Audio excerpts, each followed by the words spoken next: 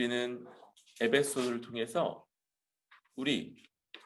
우리가 누구인지, 어떤 사람이고 어떤 공동체이고 어떤 존재인지에 대해서 지난 시간부터 우리의 정체성을 알아가고 있습니다.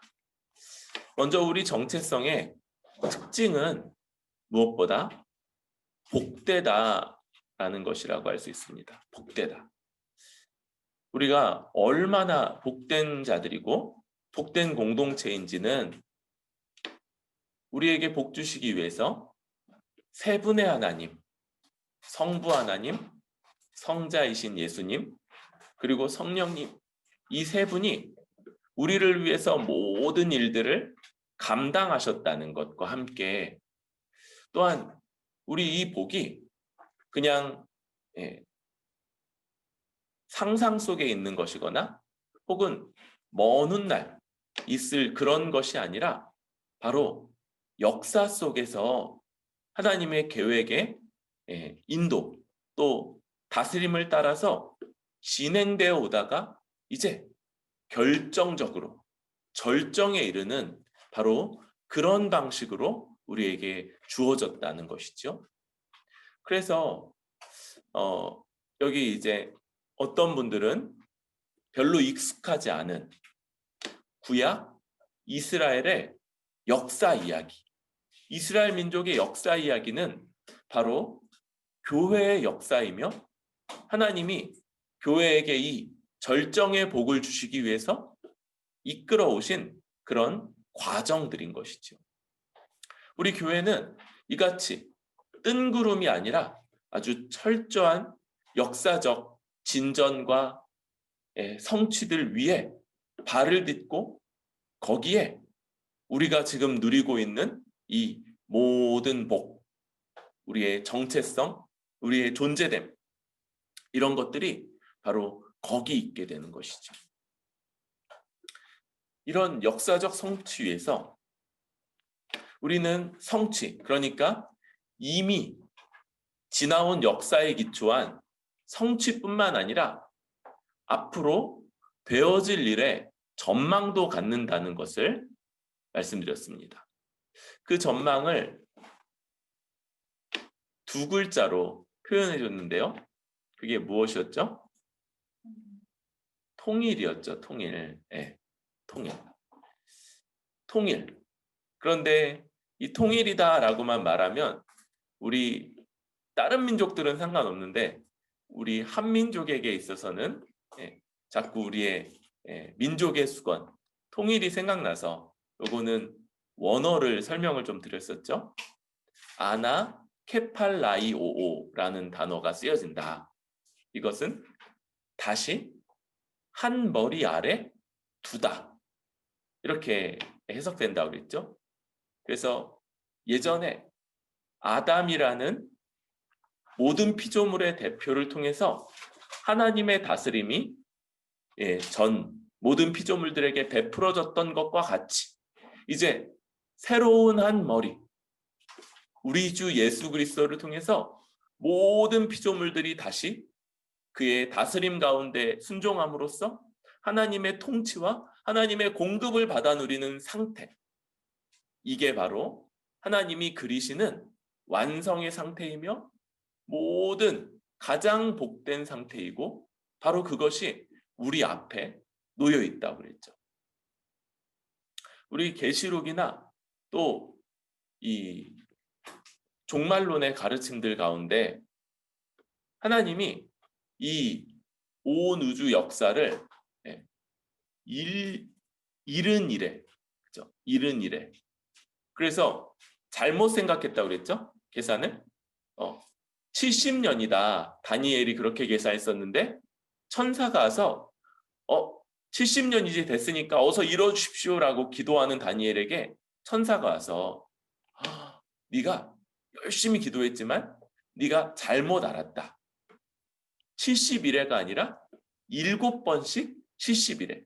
그래서 490년이라고 할 수 있는 그런 기간이 하나님의 백성들이 회복될 때까지 남아있는 거다. 그리고 그 기간들 우리가 막 이렇게 계산했었죠. 그래서 지금 남아있는 건 뭐냐? 삼과 한때와 두 때와 반때.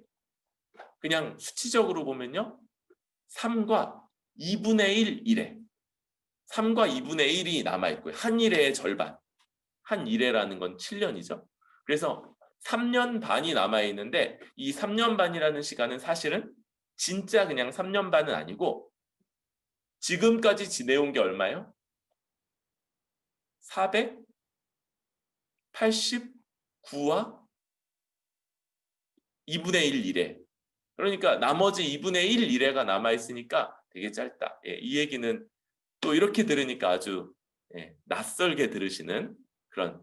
그러니까 지금 결론부터 얘기하자면 이 통일, 아나케팔라이오가 성취될 때까지 남은 시간이 짧다. 우리 코앞이다라는 게 바로 성경이 일관되게 말하는 그런 흐름이다라고 할 수 있습니다. 그런데 여기서 우리 앞에는 어떤 전망이 있다고 그랬어요? 이런 밝은 전망과 함께 현실적인 고난과 환란의 문제가 우리 앞에 놓여 있는데, 그런데 그럼에도 불구하고 이것이 성취될 것, 하나님의 영광스러운 공동체, 복된 공동체, 교회를 통해서 통일이 성취될 것, 이것을 보장하는 것이 바로 성령이시고, 성령은 그 가운데 우리를 인치셔서 지키신다고 그랬죠. 우리를 보호하십니다. 어떤 일들이 있어도 하나님의 백성이 보호받고, 우리 계시록에서 이마에다가 도장 하나씩 탁탁 박는다고 그랬죠. 천사가 꽝꽝꽝. 그래서 하나님의 백성이다. 그래서 어떤 것도 이들을 무너뜨리지 못하도록. 그리고 또 이 하나님이 보증, 성령이 보증이 되셔서 우리로 영원토록 하나님의 백성이 누릴 것들을 맛보며 이 땅에서 기뻐하게 하신다. 이게 바로 하나님의 교회를 향한 역사요 복이라고 말씀드렸습니다. 오늘 이렇게 지난 시간에 설교를 요약하는 것은 지난 시간에도 말씀드렸던 것처럼 오늘 우리가 보게 되는 1장 하반절도 바로 이 내용과 아주 긴밀하게 이어지고 있는 내용이기 때문인 것이죠. 그럴 때 오늘 말씀의 핵심은 23절을 이해하는 것입니다. 23절. 23절 한번 읽어볼까요? 시작. 교회는 그의 몸이니 만물 안에서 만물을 충만하게 하시는 이의 충만함이니라. 이 말씀은요, 먼저 교회는 그의 몸이다 라고 할 수 있습니다. 교회는 그의 몸이다.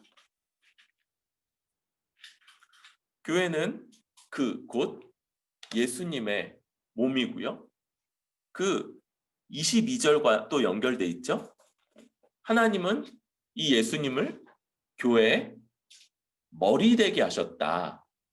그래서 예수님은 머리, 우리는 몸.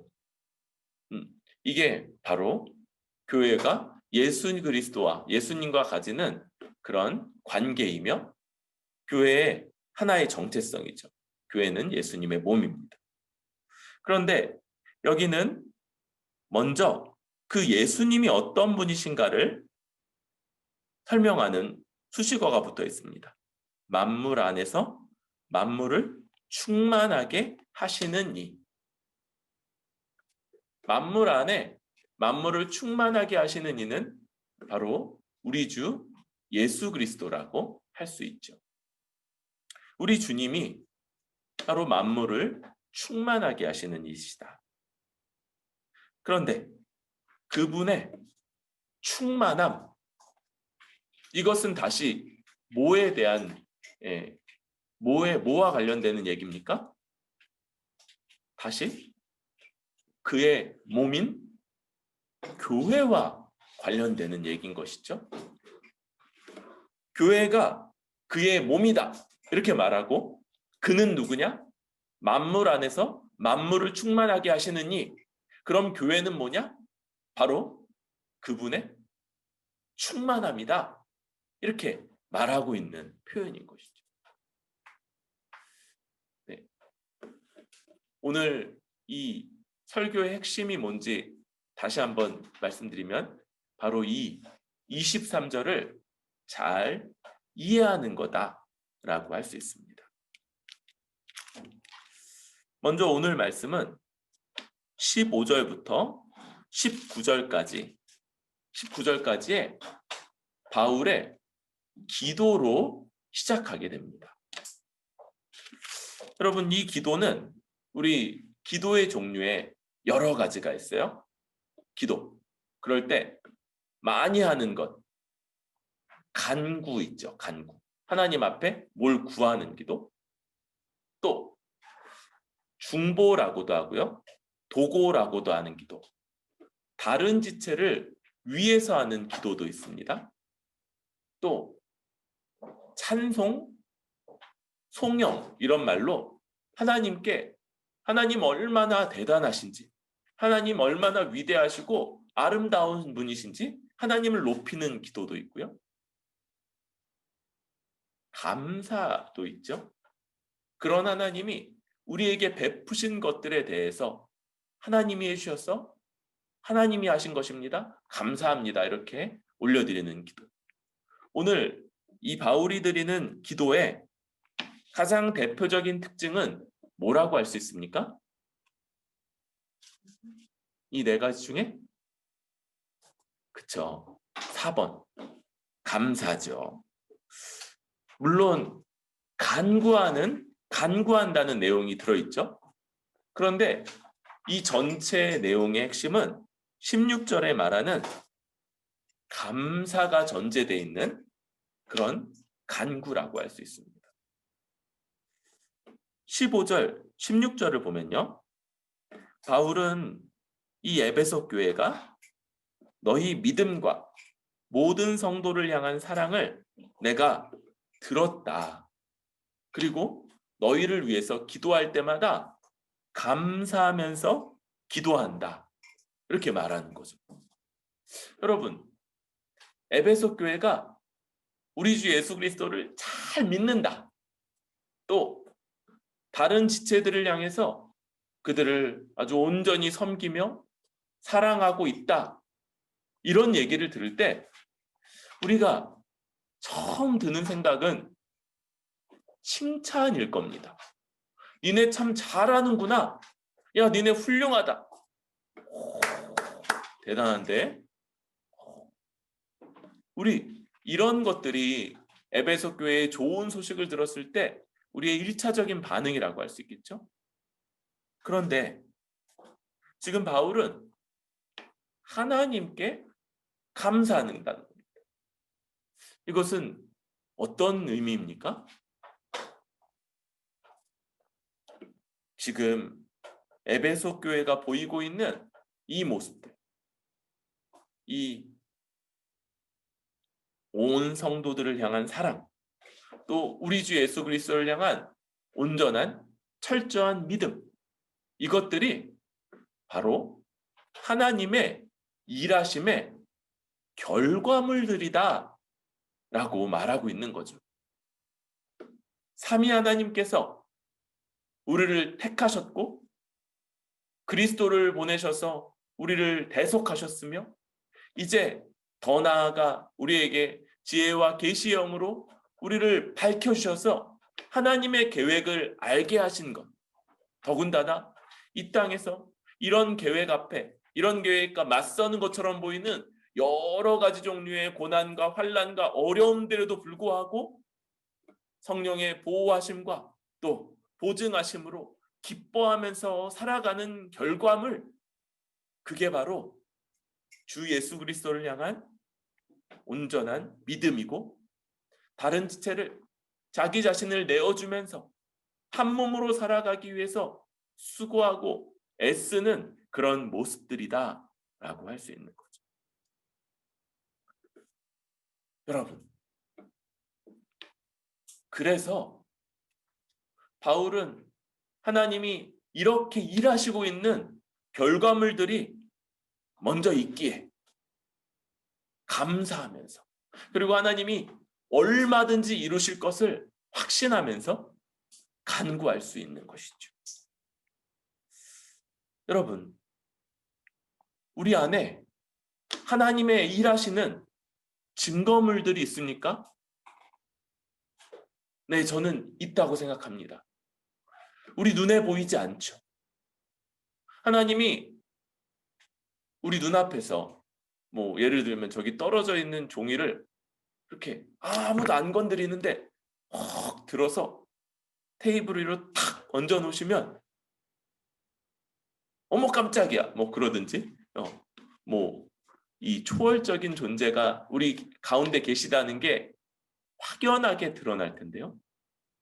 그런데 하나님은 그런 방식으로가 아니라, 절대로 그런 방식으로가 아니라, 이런 하나님의 백성들이 하나님이 우리 가운데 세우신 주님, 머리이신 주를 철저하게 믿고 또 그 믿음으로 다른 지체들을 돌보고 섬기고 그러면서 살아가게 하시는 것, 이걸 하나님이 살아계시며 하나님이 이들을 자기 백성으로 삼으셨으며 하나님이 그들 가운데 곧 자기 자신, 자신의 영인 성령을 주셔서 하나님의 백성답게 살아가도록 이끄신다는 증거물 삼으시는 것이죠. 하나님은 이 세상 가운데 자신의 교회로 자기를 드러내기를 결정하셨고 그 모습들이 우리 가운데 나타나고 있는 것이죠.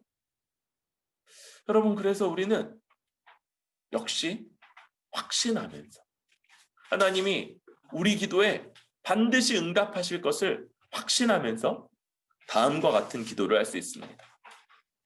바울이 드리는 이 기도의 핵심은 17절입니다. 17절 같이 읽어볼까요? 시작. 우리 주 예수 그리스도의 하나님 영광의 아버지께서 지혜와 계시의 영을 너희에게 주사 하나님을 알게 하시고, 하나님을 알게 해 주십시오. 바로 이것이 우리 기도의 핵심이라고 할 수 있습니다. 하나님을 알되, 이 아는 것은 어떤 알입니까? 아주 체험적이고 경험적이며 그래서 확고한 그런 알민 것이죠. 여러분, 우리가 어떤 사람들을 잠깐 동안 알 때, 처음 만났을 때 그 사람에 대한 이미지, 말투, 풍겨 나오는 분위기, 이런 것들이 그 사람에 대한 인상을 많이 결정하죠. 그런데 오랫동안 이야기하고 교제하고 관계를 맺으면서 그렇게 긴 시간을 보낸 사이에 맺어지는 첫 인상과는 훨씬 깊고 탄탄하고 든든한 관계, 이런 것들이 사람 간에도 생겨나게 되죠. 우리 아버지 하나님을 향해서 그분이 어떤 분이신지를 알게 해달라는 것, 하나님을 아는 것, 하나님을 경험적이고 또 체험적이고 하나님에 대해서 아주 든든하게 알게 해달라는 것, 이게 바로 우리의 기도의 핵심이며 사실 우리 모든 삶의 가장 중대한 문제다라고 할 수 있는 거죠. 여러분, 눈에 보이지 않고 우리의 생각 안에 갇혀지지 않는 그런 하나님을 아는 것, 이것이 바울이 에베소 교회를 위해서 기도하는 기도일 뿐만 아니라 우리 모든 교회가 궁극적으로 바라고 소망하고 추구해야 할 그런 내용이라고 할 수 있는 것이죠. 그런데 하나님을 안다, 하나님을 알아간다, 이것은 바로 그 다음에 나오는 18, 19절의 이 세 가지로 다시 한번 설명되고 있다고 보여집니다. 하나님을 알게 해주십시오. 하나님을 아는 것, 하나님이 너무 광대하신 분이세요. 하나님이 온 세상, 이 온 우주보다 더 크신 분이고 하나님을 아는 것에 굉장히 여러 측면이 있을 수 있어요. 그런데 18, 19절은 그분이 교회에 얼마나 놀라운 복을 주실 것인가와 그런 복을 얼마든지 주실 수 있는 그런 능력이 있는 분이시다라는 것을 말하는 그런 본문이죠. 우리 18, 19절도 한번 읽도록 하겠습니다. 시작. 너희 마음의 눈을 밝히사 그의 부르심의 소망이 무엇이며 성도 안에서 그 기업의 영광이 풍성함이 무엇이며 그의 힘의 위력으로 역사하심을 따라 믿는 우리에게 베푸신 능력의 지극히 크심이 어떠한 것을 너희로 알게 하시기를 구하노라. 18절에요. 우리 마음의 눈을 밝히셔서 그의 기업의 소망이 무엇이며 성도 안에서 기업의 부르심의 소망이 무엇이며 성도 안에서 그 기업의 영광의 풍성함이 무엇인지를 알게 해달라고 기도하는 것. 부르심의 소망. 하나님이 우리를 불러 하나님의 백성 되게 하셨죠. 그럴 때 우리가 궁극적으로 소망하며 이루어지게 될 소망. 우리가 갖게 될 것이 무엇인지를 알게 해달라고 기도하는 것이고요. 그것은 다시 성도들 가운데 그가 주실 기업의 영광의 풍성함이 어떠한지, 얼마나 영광스럽고 그게 얼마나 풍성한 기업이요 또 복인가, 이걸 알게 해주시는 거죠. 참고로 성경에서 기업이라는 말이 나올 때 이것은 돈을 버는 것을 목표로 하는 회사를 얘기하는 게 아니죠. 이 기업은 뭡니까? 유산이라는 말로 바꿀 수 있습니다. 유산. 하나님이 하나님의 백성들에게 나누어 주시기 원하시는 하나님의 소유인 거죠. 하나님이 하나님의 모든 것들을 자기 백성들에게 누리게 하실 텐데 그게 얼마나 영광스러우며 또 얼마나 풍성한지를 알게 해달라는 것.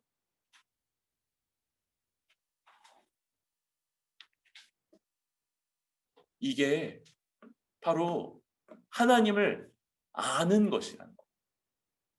여러분, 하나님은 어떤 분이신 거예요? 하나님에 대해서 많이 얘기할 수 있어요.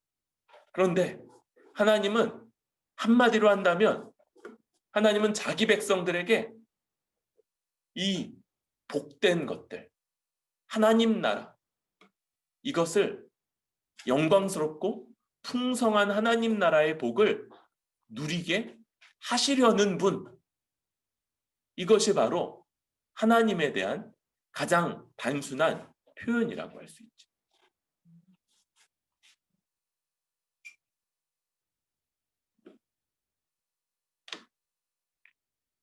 그리고 또 한 부분, 바로 19절에 말하는 그의 힘의 위력으로 역사하심을 따라 믿는 우리에게 베푸신 능력의 지극히 크심이 어떠한 것을 너희로 알게 하시기를 구하노라.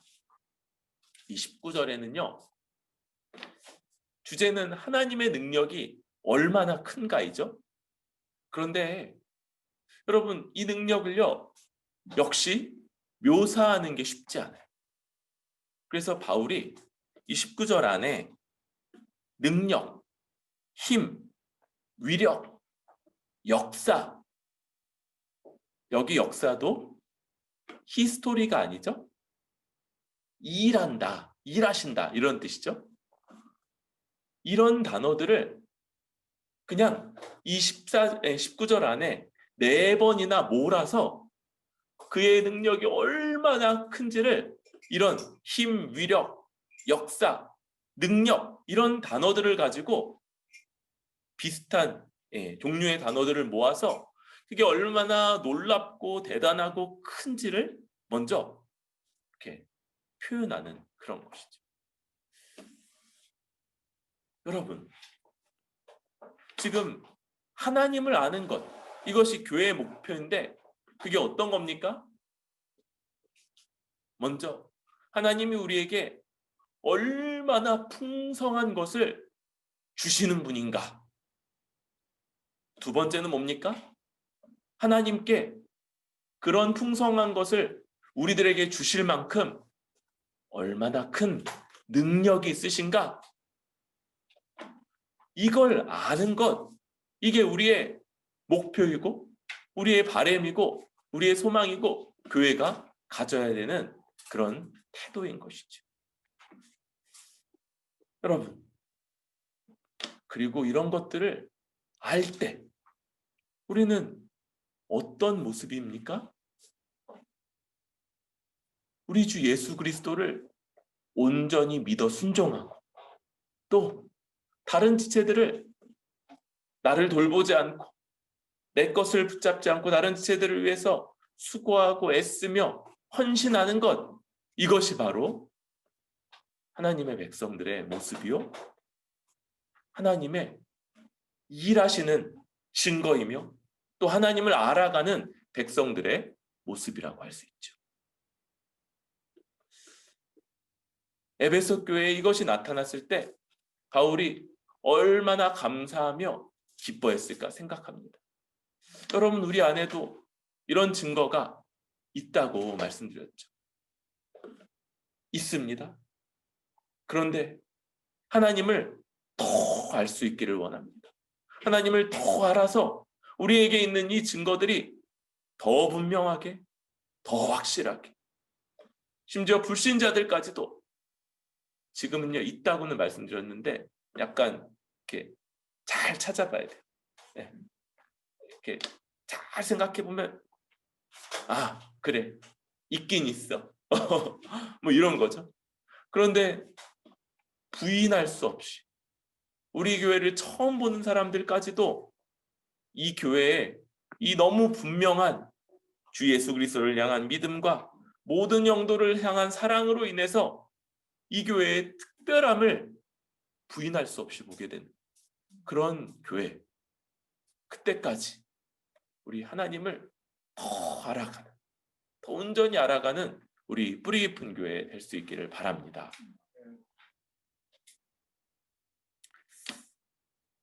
여러분,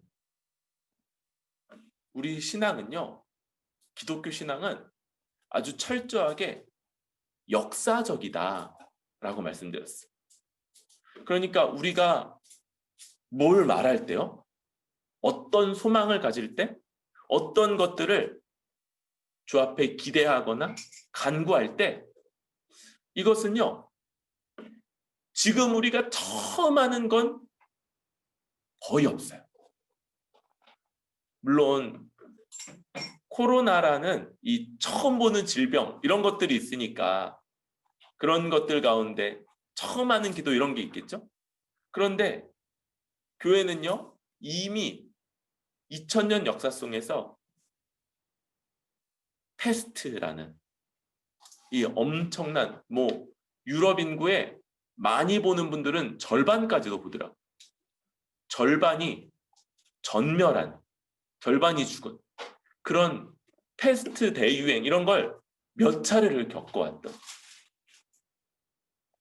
더 근본적으로 우리가 그냥 교회의 존재 자체, 이것이 이미 역사 속에서 있어왔던 이스라엘 민족의 역사를 배경으로 하고 있다고 그랬죠. 여러분, 이 하나님의 능력, 그게 얼마나 대단하고 얼마나 놀라운지 묘사하기 어려워서 비슷한 유의 단어들, 힘, 위력, 역사, 능력, 그냥 이런 것들을 반복하면서 쓸 수밖에 없는 그 하나님의 능력에 대해서도 우리는 역사의 기초에서 그것들을 이해해 가야 하는 것이죠. 바울은 이 능력, 그게 얼마나 놀랍고 대단한지 이루 말할 수 없어서 문학적 표현으로 묘사하는 이 능력에 대해서도 역사적으로 설명합니다. 그것은 어디 나타나 있습니까? 바로 우리 주 예수 그리스도. 그분을 이 땅에 보내셔서 우리 대신에 죽게 하셨던 그, 우리가 원래 죄인인 우리가 받아야 될 하나님의 진노와 형벌을 그가 대신 다 받아 죽게 하셨던 그 십자가 사건. 그런 분을 하나님의 능력은 어떻게 했습니까? 가장 먼저 죽은 자 가운데서 살아나게 하셨습니다. 죽은 자 가운데서 그분을 살리셨죠. 그리고 이제 그 살아난 분을 하늘에서 자기 오른편에 앉히셨습니다. 하나님 오른편에 앉다. 이게 이 당시 사람들은 누구나 다 아는 그런 관용적인 표현이라고 그랬죠. 원래 하나님이 온 우주의 통치자이신데 왕이나 황제가 모든 것들을 일일이 다 해결하지 않아요. 왕이나 황제는 원래 탁 자리에 앉아 있고 아주 중대한 사안들만 그가 결정하고요. 나머지는 그가 가장 신임하는 총리, 대리 통치자를 세워서 왕의 반지를 맡기고 왕의 그 직인을 맡기고 왕의 권한으로 모든 것들을 결정하게 하는 거죠. 그가 앉는 자리가 바로 왕이나 황제의 오른편 자리입니다.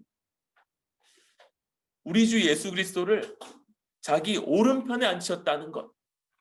이것은 온 세상의 창조주이고 또 통치자인 우리 하나님 대신에 이제 우리 주 예수 그리스도 십자가에 죽고 부활하신 그분이 온 세상의 대리 통치자가 되었다는 그런 의미인 것이죠. 하나님 대신에 하나님의 권한으로 모든 것을 다스리고 결정하고 이끌어 가시는 분이 이제 우리 주 예수 그리스도이신 것이죠. 여러분, 우리 이 예배 가운데도 누구를 높입니까? 그렇죠? 크게는 삼위 하나님인데 누구를 통해서? 우리 주 예수 그리스도를 높이고 우리 주 예수 그리스도를 순종함으로써 삼위 하나님을 높이는 것. 하나님이 그런 방식으로 자기에게 영광 돌리도록 하셨기 때문인 것이죠. 바로 그 주님이 온 세상에 대리 통치자로 세워졌습니다. 그 결과 먼저 21절인데요. 읽어볼까요? 시작. 모든 통치와 권세와 능력과 주권과 이 세상뿐 아니라 오는 세상에 일컫는 모든 이름 위에 뛰어나게 하시고. 여러분, 21절을 이렇게 많은 성도들이 잘못 읽으세요.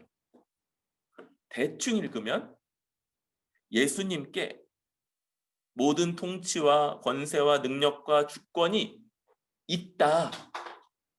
그 말도 맞긴 한데 21절은 그 얘기를 하는 건 아니에요. 21절에 보면 이 통치, 권세, 능력, 주권 이것보다 예수님이 더 높으시다라고 말하는 거죠. 그러니까 이 통치, 권세, 능력, 주권은 뭔가 대단하죠? 그 이름에서부터. 그런데 대단해 보이지만 그 대단한 것들도 예수님보다는 낮고 예수님께 굴복할 것들이다 라는 맥락인 거예요. 여기 이 통치, 권세, 능력, 주권은 당시 사람들이 가졌던 영적인 세상의 계급이라고 하는 거죠. 이 사람들은요, 이 세상을 보니까 왕이 있고요. 왕이나 황제. 그 밑에 바로 2인자. 왕이 세운 총리. 대리 통치자가 있죠. 그리고 그 밑에 여러 귀족과 관리들이 있고 그 밑에 평민들, 그리고 그 밑에 노예들, 이런 계급 구조가 있다는 걸 사람들이 봤어요. 그리고 어떻게 생각했습니까? 영적 세상에도 영적인 위계 질서가 있겠구나라고 추측을 했던 겁니다. 그리고 가장 위에 바로 통치자. 이 영적 세상이죠. 그러니까 천사들이라고 할 수 있고 영적 세상에도 영적 세상을 다스리는 통치자, 그 밑에 권세, 그 밑에 능력, 그 밑에는 주권, 이런 순서들, 위계 질서가 있다고 봤던 거. 여기 나오는 이 통치, 권세, 능력, 주권은 바로 이 영적 세상의 위계 질서들이고 하나하나가 여러분 황제나 왕이 얼마나 위험이 있는지 이 사람들은 잘 알고 있었어요. 반대로 이 사람이 아주 이상한 황제가 오면 온 나라가, 온 백성이 목숨을 잃거나 혹은 굉장히 살기 힘들어질 만큼 그런 일들을 겪게 되죠. 오늘날에도 그런 측면들이 있는데 전제군주제, 모든 권력이 그냥 다 군주에게 있는 이 전제군주제에서 이런 왕의 위력은 대단했을 겁니다. 그런데 하늘에 있는 천사들이라면 이루 말할 수 없는 거죠.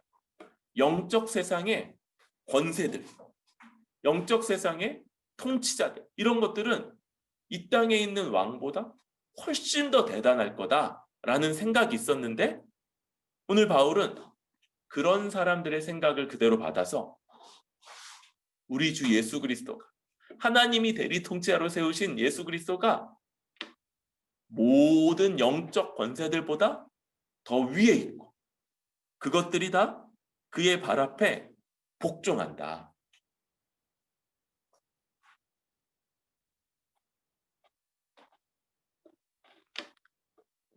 그런데 이 영적 권세들로 대표되는 만물, 모든 것들이 다 부활하신 우리 주 예수 그리스도, 하나님이 하나님의 대리 통치자로 세우신 주님 앞에 굴복해요.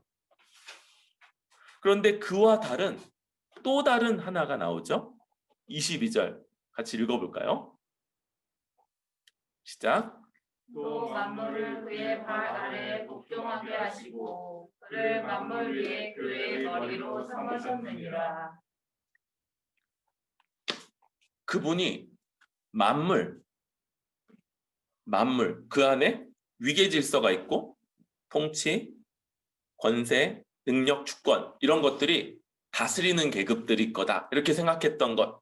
그 만물은 다 주 예수 그리스도 발 앞에 복종합니다.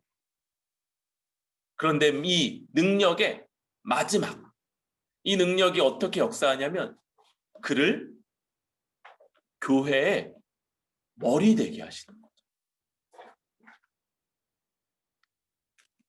여러분, 하나님의 능력은요, 이런 역사를 통해서 증명되고 나타났던 겁니다.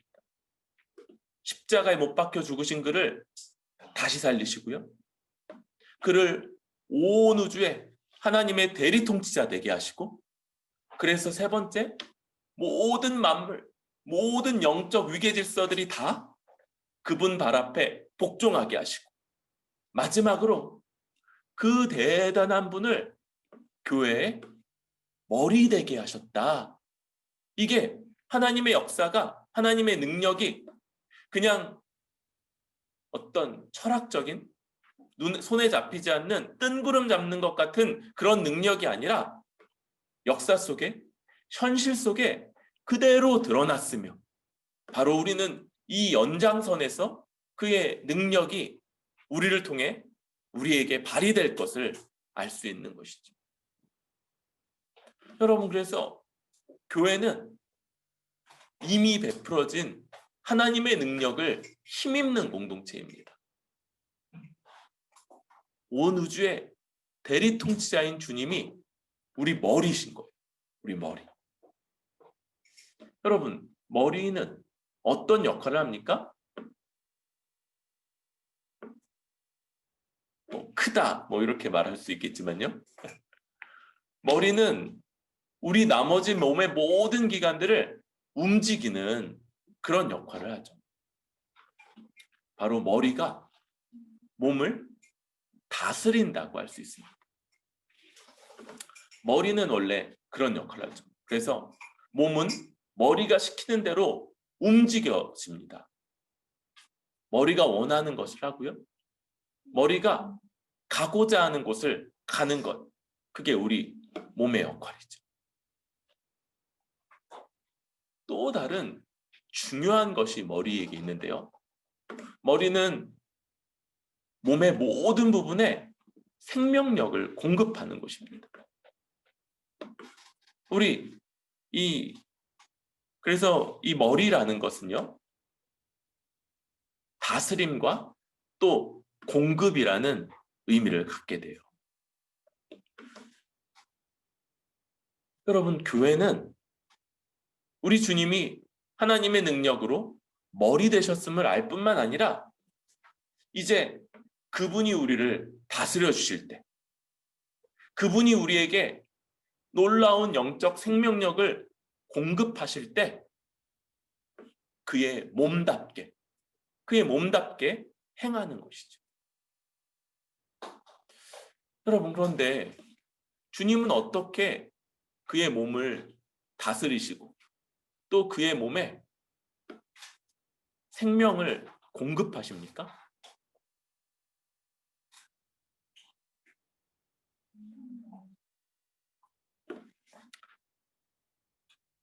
주님이 그의 몸에 이런 것들을 공급하시는 방식은 바로 그가 세우신 당신의 대리자.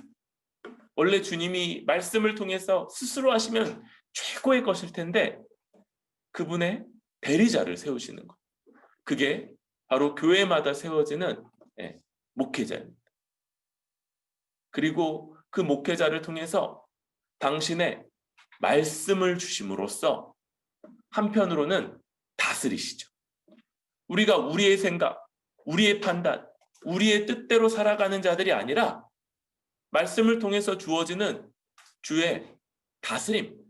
주님이 이것에 관심을 가지고 이것을 위해서 살아가고 이것을 위해서 저것을 포기하라고 말씀하시는 이 주의 말씀에 순종함으로써 머리에 다스림을 베푸시고 또 받는 것. 이게 그것이고요. 동시에 이 말씀은 어떤 겁니까? 생명 주는 말씀인 거예요. 주님은요, 말씀을 통해서 당신의 이 말씀을 이 땅에 계실 때 오병이어 기적을 베푸시면서 그게 생명의 떡이고 하늘로부터 오는 말씀이다라고 말씀하세요. 그러니까 우리에게 주시는 이 말씀, 이것이 우리로 하늘의 생명을 얻게 하고 그 생명 속에서 부유하게 살아가게 하는 하나님의 공급이 되는 것이죠.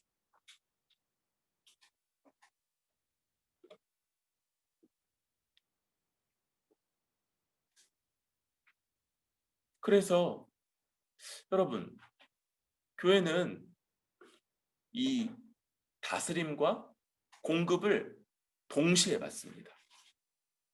하나님의 말씀이 주어질 때 이 말씀에 아멘하며 순종하는 것. 이것이 바로 그분의 다스림에 순종하는 길이며 동시에 하늘의 부유한 것들을 힘입어 복되게 살아가는 방식이고요. 반대로 이 말씀을 거부하고 말씀을 자기 뜻대로 제한하고 자기가 원하는 것은 받고 원치 않는 것들을 거부할 때 그는 다스림을 거부하는 것이며 동시에 그의 공급을 거부하기에 말라져 가는 것이죠. 이런 일들이 동시에 벌어지게 되는 것이죠. 여러분, 우리는 하나님의 능력이 역사 속에 펼쳐져서 우리 주 예수 그리스도를 온 우주의 통치자 되게 하셨으며 또한 교회의 머리 되게 하셨음을 알고 그때 이 머리가 몸을 다스리며 몸의 생명력을 공급하는 방식이 바로 세우신 목회자를 통해서 주시는 말씀이라는 것. 이것을 기억하고 이 말씀을 통해 머리 대신 주의 모든 능력을 받고 또 머리 대신 주의 다스림을 받는 일에 힘써가야 한다. 그렇게 생각을 합니다. 이제 마지막 부분으로 왔어요. 그리고 오늘 이 전체 말씀의 숙제와도 같은 이 부분이 다시 우리에게 있습니다. 우리 23절 한 번 더 읽어볼까요? 시작. 교회는 그의 몸이니 만물 안에서 만물을 충만하게 하시는 이의 충만함이니라. 여러분, 이미 많은 부분을 설명을 했습니다. 여기서 교회는 그의 충만함이다. 그분의 충만함. 또 그는 만물 안에서 만물을 충만하게 하시는 이다. 이렇게 설명한다고 했습니다. 여러분, 지금 제 앞에 여러분들 잘 보이시지 않지만 제가 마셔서 물이 한 반 정도 있습니다. 이건 충만한 겁니까? 아니죠. 이렇게 가득 차서 이렇게 되죠. 가득 차면 이렇게 해서 넘칠 정도가 됐을 때 충만하다고 하죠. 네, 이게 충만, 가득 차다의 아주 1차적인 의미입니다. 그런데 우리는요, 이런 것들도 생각하는 거예요. 우리가 어떤 계획을 세워요. 그런데 그 계획이 10% 달성됐다. 50% 달성됐다. 70% 달성됐다. 100% 달성됐다. 이렇게도 말할 수 있죠. 10%나 50%나 70%는 충만한 겁니까? 아니요. 이게 100% 달성되는 것, 이게 바로 충만입니다. 지금 만물 안에서 만물을 충만하게 하신다 할 때 여기에는 만물이 도달해야 되는 100%의 계획이 있다는 거예요. 우린 이것에 대해서 이미 들었죠? 그게 무엇이었습니까? 하나님의 만물을 향한 계획? 통일이라고 말씀드렸어요. 통일. 여러분, 우리 주 예수 그리스도는 바로 이 통일을 이루실 분이죠. 하나님의 계획이고 만물이 하나님의 계획 안에 가장 복된 상태에 있게 되는 것. 당신 자신을 머리로 하여서 모든 것들이 거기에 복종하고 거기로 연합하여서 하나님의 복된 통치 가운데 들어가는 것. 이게 하나님의 계획이고 만물을 충만하게 하는 것이다 라고 할 수 있어요. 이것은 완성됐습니까? 아니요. 아직 완성되지 않았어요.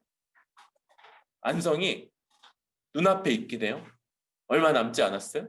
그런데 아직 완성되진 않았습니다. 그래서 그는 이 일을 행하고 계신 분이세요. 충만하게 하고 계신 분이세요. 그런데 이 계획이 먼저 이루어진 것, 먼저 이루어진 곳이 있다는 겁니다.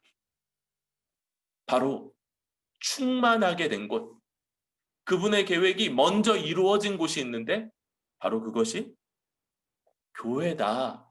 이것이 교회가 충만함이다 라는 말의 의미인 것이죠.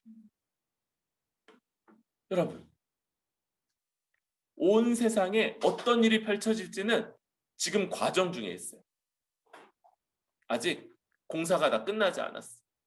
그래서 아직 어떤 것들이 있을지 우리는 완벽하게 다 볼 수 없습니다.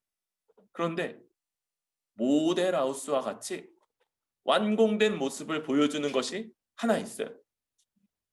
그게 바로 교회이고 그리스도를 머리로 하여서 그분의 다스림과 공급을 받는 곳이며 그의 백성들로 하나님의 다스림을 받고 하나님의 복된 삼위 하나님의 역사 가운데 이 땅에 존재하게 된 바로 그 교회가 하나님이 어떤 일을 이루실지를 보여주는 모델하우스와 같이 이 땅에 있다는 것, 이게 바로 교회가 충만함이다 라는 말의 의미입니다. 여러분, 우리는요, 우리 자신에 대해서 먼저 우리가 하나님의 계획의 성취다라는 것들을 가져야 됩니다. 교회, 더 크게 생각한다면 하나님은요, 온 세상이 교회같이 되는 것이 하나님이 바라시는 계획. 그 우리가 바로 그런 사람들. 지금 우리가 서로를 돌본다, 한 몸을 이룬다, 서로를 위해서 기도하며 함께 자라간다, 이런 것들이 하나님이 계획하신 바 그 목적의 정점에 있는 것이에요. 이것은 사소한 문제가 아닙니다. 이것은 해도 그만 안 해도 그만의 문제가 아니에요. 이건 다른 것들보다, 그래서 급한 어떤 것들보다 뒤처질 수 있는 어떤 것이 아니라 지금 우리가 가장 힘써야 되는 것이며 가장 집중해야 되는 것이며 가장 최고의 것이구나. 이것이 다른 것이 없고 이게 최고의 것이구나 라고 여겨야 되는 그것인 것이죠. 여러분, 다른 곳에서 위로나 위안이나 만족이나 이런 것들을 구하십니까? 실패할 겁니다. 오직 교회가 하나님의 이 모든 계획, 모든 목적, 통일의 충만함이기 때문에 여러분, 교회 안에서만 여러분의 위로, 위안, 만족, 기쁨을 얻으실 수 있을 겁니다. 하나님 나라가 완성되기까지 오직 교회만이 충만함이에요.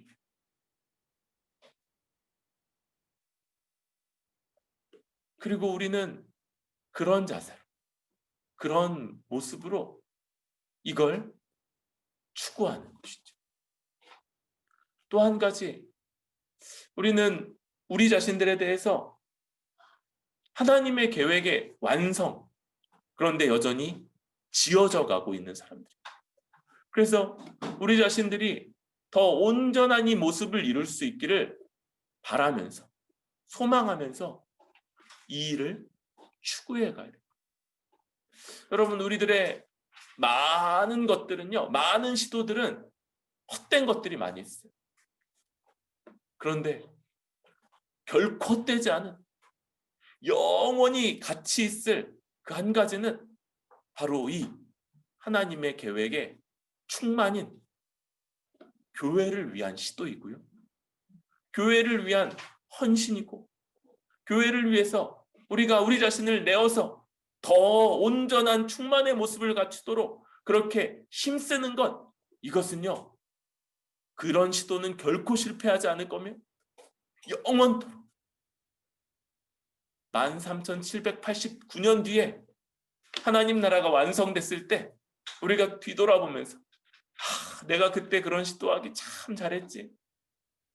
아우, 정말 감사해. 어떻게 그렇게 주께서 은혜를 주셔서 내가 그렇게 몸된 교회를 위해서 살아가겠노라고 결단하고 결정하고 수고했는지. 그 보람, 그 기쁨, 그런 만족은 우리 이후의 삶이 끝나지 않을 것이기에 영원할 것이며, 날마다 우리가 그것 때문에 얼마나 기뻐하며 정말 내가 가치 있는 곳에 내 삶을 들였구나. 이 땅의 삶이 참 짧은데 참 가치 있는 곳에 내 삶을 쏟았구나 라고 영원히 기뻐할 성질의 것이 될 것입니다. 여러분, 우리는 지난 시간과 이번 시간에 걸쳐서 온 세상을 향한 하나님의 계획, 통일이고 그 가운데 지금 가장 먼저 통일된 공동체요. 가장 먼저 하나님의 계획에 성취된 모습을 보여주는 그것이 바로 충만인 교회라고 함께 보게 되었습니다. 우리 자신들을 보는 눈이 좀 더 달라지지 않았습니까? 여러분, 우리는요, 한편으로 부족한 것, 모난 부분도 있는데 또 다른 한편으로는 완성품이고 하나님의 계획이 우리 같아지. 온 우주가 우리 같아지는 게 하나님이 최고다라고 말하시는 그런 본이요, 그런 사람들인 것이죠. 여러분, 우리 자신들, 우리 공동체를 이런 관점에서 바라봅시다. 하나님의 관점, 너희는 완성품이다 라고 말씀하시는 이 관점에서 우리 자신들을 바라봅시다. 그리고 하나님이 이토록 존귀하게 여겨주시는 우리 자신들을 생각하면서 힘써 우리 자신을 내어 이 완성품을 더 빛나게 하는 이 수고, 영원토록 가치 있고 보람될 이 수고에 우리 자신을 드리기를 결단하는 뿌리 깊은 교회 되기를 바랍니다.